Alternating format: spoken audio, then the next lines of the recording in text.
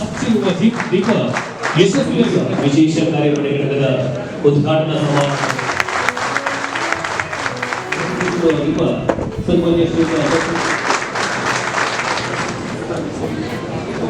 ಸಚಿವರು ದಕ್ಷಿಣ ಕನ್ನಡ ಜಿಲ್ಲೆಯ ವೈವಿಧ್ಯತೆಯಲ್ಲಿ ಎಲ್ಲರೂ ಪರವಾಗಿ ಆತ್ಮೀಯವಾಗಿ ಸ್ವಾಗತ. ಶೋಷಿತರ ಧ್ವನಿಯಾಗುತ್ತಾ ಸಮಾಜದ ಸರ್ವ ವರ್ಗದವರು ಕೆಲಸವನ್ನ ಈ ಒಂದು ಸ್ಪೆಷಲ್ ಫೋರ್ಸ್ ಗೆ ನಾವು ಕೊಡ್ತಾ ಇದ್ದೇವೆ.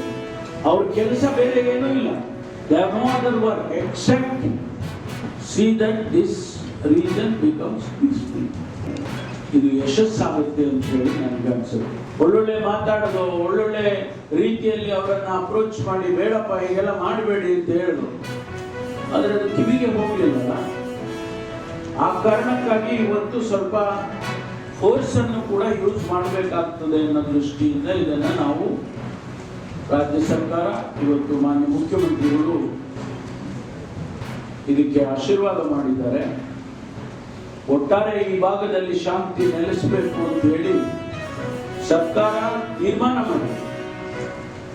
ನಾನು ಒಂದೇ ಈ ಭಾಗದ ಜನಗಳಿಗೆ,